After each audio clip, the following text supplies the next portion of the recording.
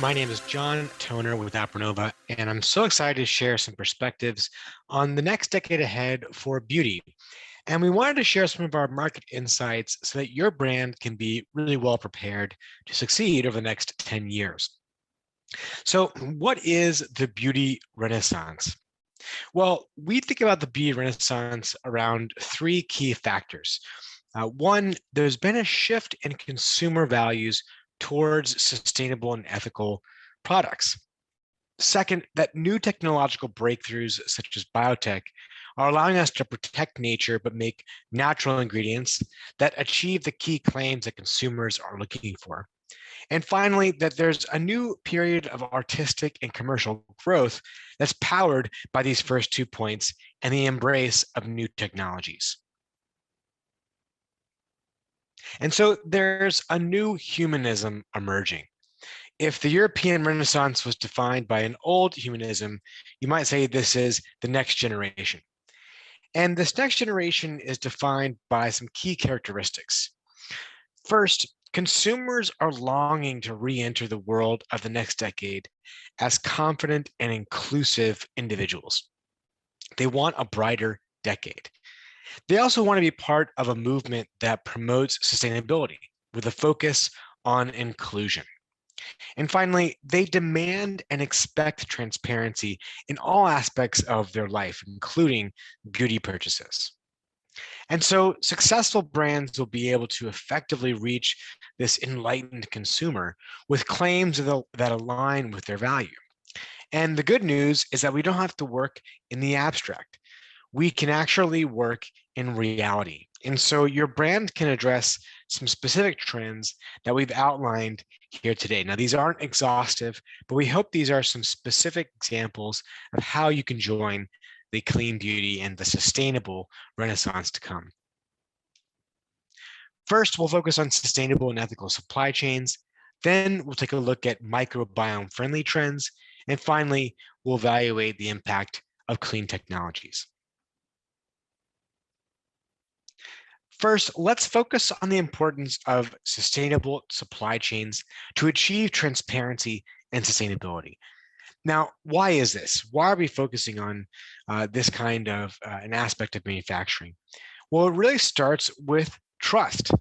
Trust is at the core of any successful consumer relationship. And building trust starts with transparency about what is in a product and why. In addition to transparency, individuals and consumers are looking not just for safety and performance data. It actually includes a desire to see that an ingredient and an end product is sustainable and ethical. And so beauty consumers have raised the bar for safety through 2019 and 2020, and this really helped drive the first wave of clean beauty when you saw, for example, a movement towards free from claims and labels like the Clean Net Sephora label. And the decade ahead, their demands will evolve even further to include environmental and social responsibility. For example, in the US, Ulta's Conscious Beauty promotes safe ingredients, cruelty-free products, sustainable packaging, and brands that foster positive impacts. Credo's Clean Standard is underpinned by transparency, which supports safe ingredients that have been sourced in an ethically and environmentally friendly manner.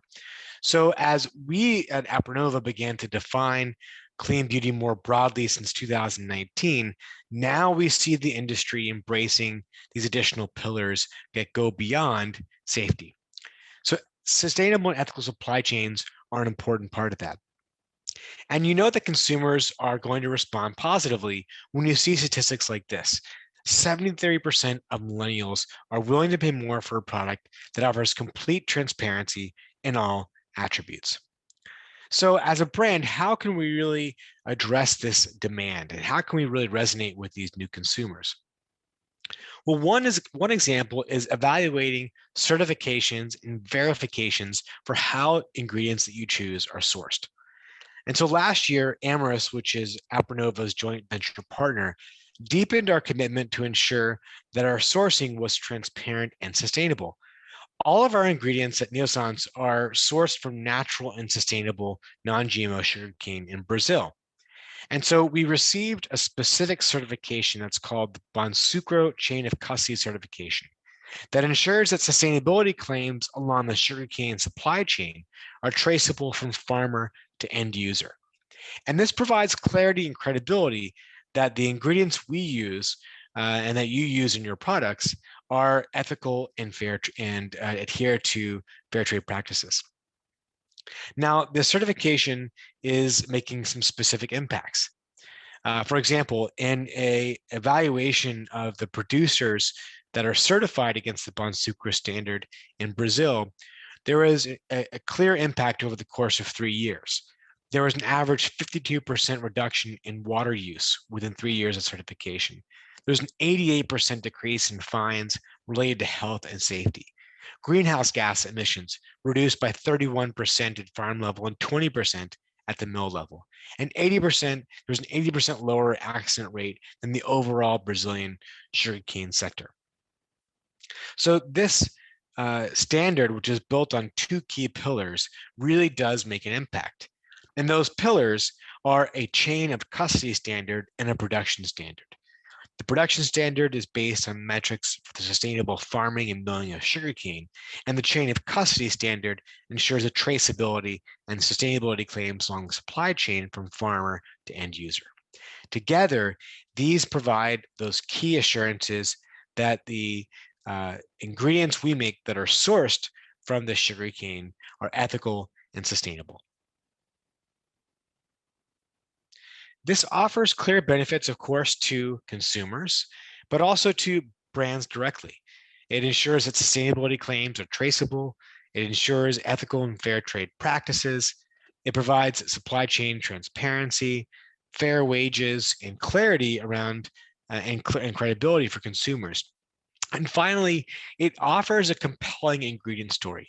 So whether you're using ingredients that are sourced from sugarcane, that are using the Bonsucro certification, or other ingredients that have a different verification, they offer clear benefits that are part of the new beauty, sustainable beauty renaissance.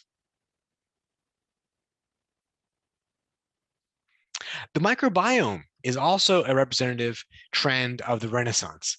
Consumers are becoming more informed. They're growing as skin intellectuals. They expect more. And they are recognizing that the skin microbiome is, in effect, a component of the epidermal layer. And they know that it plays an important role in protecting the body and modulating overall health. So as they look to a higher standard for their skincare, the microbiome plays an important role. And so there's some key trends and factors that are part of this new beauty renaissance consumer around the microbiome trend. These include, for example, health and wellness. According to Mintel, 47% of US women aged 18 to 44 are already taking an oral probiotic for general well-being. So they're familiar with the gut microbiome. And they're seeing that this is extending into skincare as well. For example, new research has shown that the microbiome can be an accurate indicator of age. There's research done by the UC San Diego Center for Microbiome Innovation, and it showed that skin microbiome analyses via machine learning can correctly guess a person's age within a margin of error of about 3.8 years. We also see that urbanization is playing a big factor in the beauty renaissance demand for microbiome-friendly products. Consumers are facing environmental stressors and are concerned about ways to address these, and some are directly or indirectly related to the microbiome, such as air pollution or other general environmental stressors. Third, simplification. Influencers like Marie Kondo and even factors like the global pandemic that have renewed a focus on distilling down what's really important, what's valuable, are also impacting skincare routines. This was also highlighted by Dr. Elsa Jungmann in a recent conversation with Jeb Gleason-Alured on global cosmetics industry when talking about what the community that was supporting her brand really asked for. And so in her line of products, she simplified the number of ingredients to really meet that desire for simplification. And finally, media coverage. We live in a hyper-connected Renaissance era that is driving innovation and information exchange. And so to the right, you see some of the key headlines just within the past weeks and months talking about the skin microbiome. And the market is responding. Here you see some of the trends we've been following. On the top left, you'll see the percent of new beauty and personal care launches over the past 4 years that have referenced the microbiome. There's been a 600% increase in new product launches between 2018 and 2020, for example. And you'll notice that in just this year, there have been more microbiome-friendly launches than in all of 2019. And we see the trend continuing with more specific phrasing, for example, microbiome-friendly launches. And to the right, you'll see a selection of some of these new launches that are related to the microbiome. Pure Culture launched a skincare platform based on personalized skincare analyses. Mother Dirt launched a probiotic starter kit that's featuring a cleanser, a serum, and a mist. Dr. Elsa Jungmann also launched a new brand focused on the microbiome with products such as her Start Over Daily Moisturizer made with just 3 plant-based ingredients.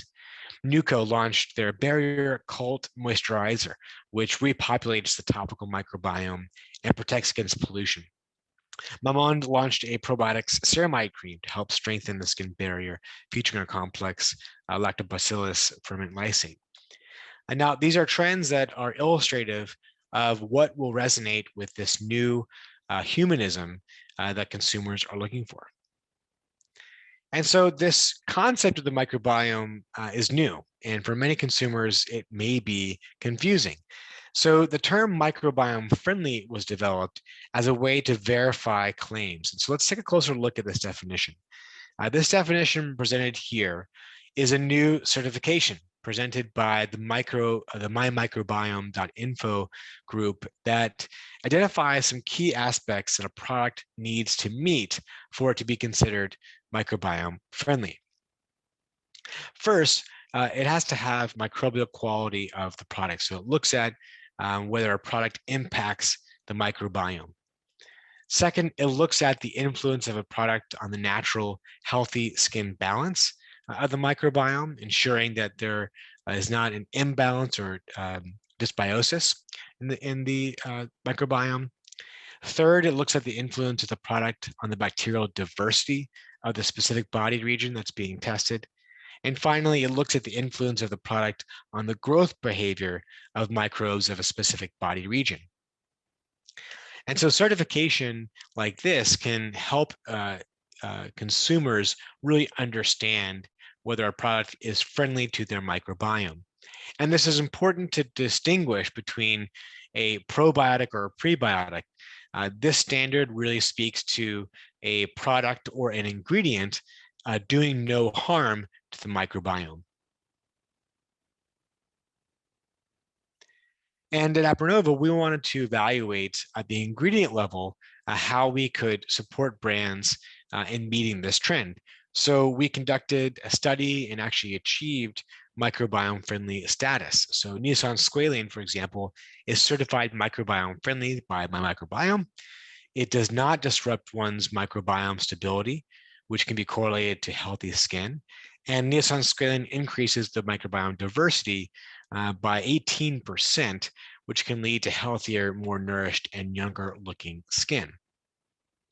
So this is just one example of how brands can think about the ingredients that they source, think about how they can participate in this new trend, and also evaluate ingredients based on new emerging standards that consumers will understand as part of this new beauty renaissance.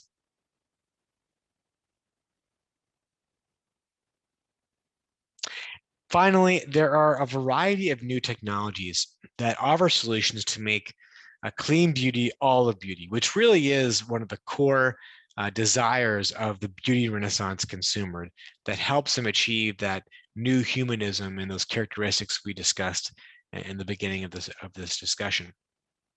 And so one way that we can evaluate moving ahead into the future is by embracing new clean technologies. We've had a number of dialogues and webcasts about this topic, but we thought we'd outline some of the key areas where brands can begin to really focus their efforts on new product development. One of those is solid applications that can help reduce packaging and the usage of water. We see that a lot of consumers are looking for body bars, facial moisturizers. They're looking for shower applications, for example, conditioners that use less water and come in a solid format.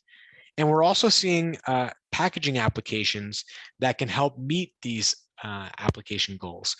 Aprinnova has also launched some innovative solid format applications, Simply Solid, to help achieve these kinds of innovations. We also see a desire for the reduction in waste in the entire life cycle of a product. So circularity really speaks to the idea that throughout the entire life cycle, from ingredient production all the way to the end of a product's life, that there shouldn't be any waste, and that we should move away from this take, make, dispose model. And so many ingredients are being now sourced from waste streams as part of the standard manufacturing process. And in our case, for example, we've developed a biosilica, which is derived from the sugarcane ashes, which is part of a secondary stream that we source from our sugarcane fermentation manufacturing process. We also see that sun care is going to be emerging as a new key category that's linked to traditional claims around anti-aging, as well as overall protection and skin health. It's important that these clean UV dispersions adhere to some of the key criteria of new regulatory bodies, such as the FDA, and really look to meet the desire of the clean consumer and this new Renaissance consumer for sustainable ingredients.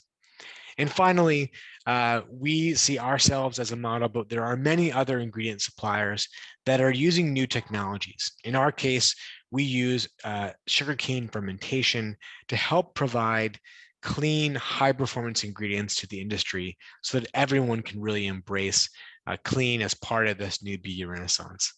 So we really encourage all of our listeners here and all of those who are experiencing this next decade and looking ahead to the future to embrace some of these key principles. So I'm excited to provide more information. If you'd like to connect, my contact information is here, toner@aprinnova.com. We also have a variety of formulation resources on our knowledge base on our website. And on an ongoing basis, we have a variety of dialogues and conversations. In fact, we have one called the Beauty Renaissance series, which speaks to many of these discussion points in more detail. So I'd be happy to answer any questions from attendees, and we look forward to ushering in a new era of clean, sustainable Renaissance.